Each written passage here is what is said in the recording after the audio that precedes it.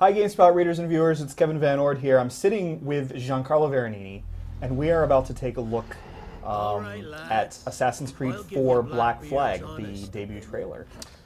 So, as you can probably already tell, Kevin, Assassin's Creed 4 is a game about pirates. Yeah, and that is a delicious looking beard that guy's got there. So, and that is actually Blackbeard, the guy that you just saw. I'm going to stop it for a second. That was Blackbeard that you saw. So, Assassin's Creed 4 is actually going to focus on real pirates, real historical pirate situations, much like previous Assassin's Creed games focus on their historical situations. Assassin's Creed 4 is the same exact thing. And the guy that you're looking at now is Edward Kenway, and you might recognize that last name.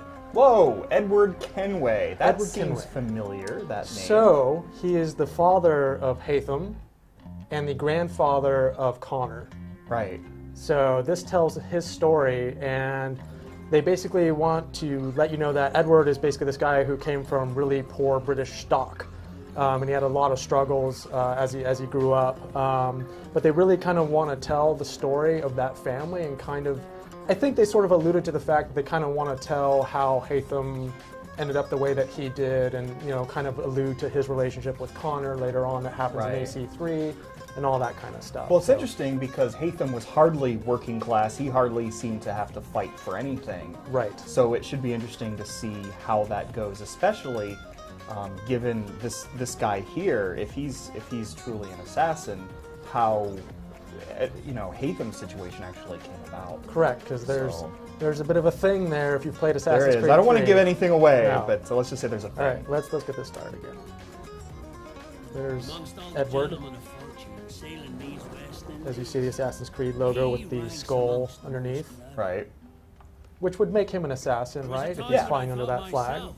And I would assume that looking at this too, if this is indeed Black Flag and it's pirates, there's going to be a major focus on the naval aspect that we saw in Assassin's Creed 3. I'm going to stop it there. So good timing. Naval combat, huge in Assassin's Creed 4. So there's a couple of things that we need to talk about. One, that the world itself is more open world. So imagine that you're given this boat, and actually your boat is actually kind of your new Assassin's Creed base. So Edward has a boat called the Jackdaw, and the Jackdaw is what he uses to basically go around the Caribbean, which is the setting for this, obviously, and Cuba's kind of at the center. So the Jackdaw can be upgraded over the course of the game, and it sounds like it can be upgraded in the same way that you used to upgrade the homestead in AC3 or the previous bases in other Assassin's Creed games, so you can upgrade cannons and do all the other stuff.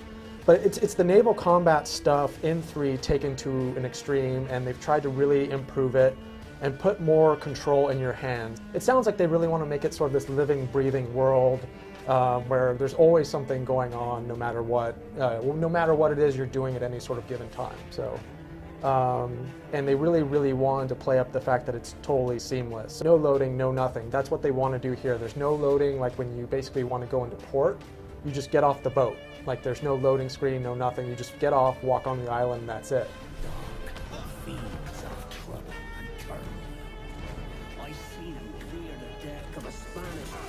And you can see he's using all kinds of kind of the traditional weapons that we've kind of seen in Assassin's Creed games. So we've got some swords, some firearms. Did they say whether or not firearms were going to take on a different kind of role, or will they be supplementary as before? They did not, and I'm going to stop the video there because there's 2 bits there. They didn't really talk about firearms. They did just talk about that you will have access to kind of a wide array of stuff that you can use over the course of the game.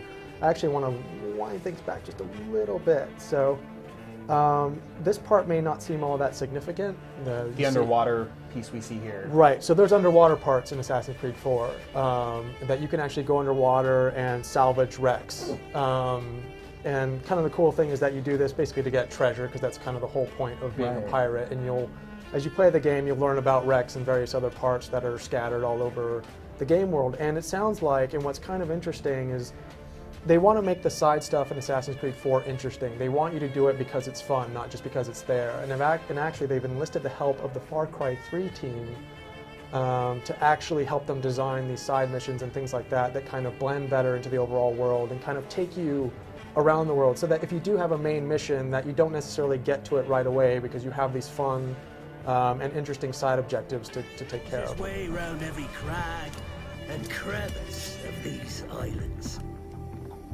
So there's if it's that. fortune Whoa, and 2 for the price of adventure you 1. seek, then Captain Edward Kenway's your man. Only, don't meddle in his private affairs. For there's more mystery to that man than even I He is dare looking right at ask. you. So this is actually kind of interesting too, and I'll pause it in a second here to see what happens. Oh, that dude just had a bad day. So, in terms of actual assassinations that happened before, one of the things they said was that they want to mimic the assassinations of Assassin's Creed 1, where it's basically like, here's a guy, here's a target, there's going to be a situation surrounding that target, just figure it out.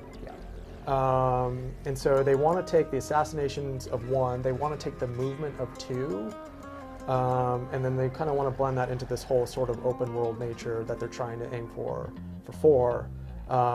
It is definitely them trying to do a greatest hits version of Assassin's Creed, I guess, for Assassin's Creed 4, which I found to be pretty interesting. And actually that brings us to my next point, which is the present day stuff. Right, so you talked about Animus walls, but what is the role of Animus, and what the hell has happened with Desmond? So they would not go into great depth about this, but they never said do. you do not continue, you obviously do not continue as Desmond for various reasons. Sure.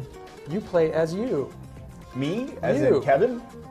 So when I asked them if that meant, like, does that mean I can create myself and put myself in the game? They kind of just said, well, you can take that to sort of mean that, yes, there might be some sort of customization options that reflect what I am talking about, but they wouldn't just come out and say that.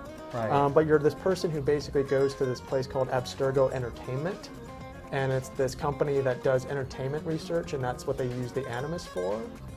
So they go back to different periods and do quote-unquote entertainment research. And that's kind of the extent of what they would say, so that's how they kind of explain how Desmond does not exist in that particular, or that, I'm not sure how to phrase that exactly, I but understand. that's how the setup is a little bit different. I mean, this sounds more like, in terms of the present day stuff, that almost sounds like more of a sidestepping. This is almost more of a side project in that sense, and it's not really, it doesn't sound like it's continuing the core story that was left off with Assassin's Creed 3.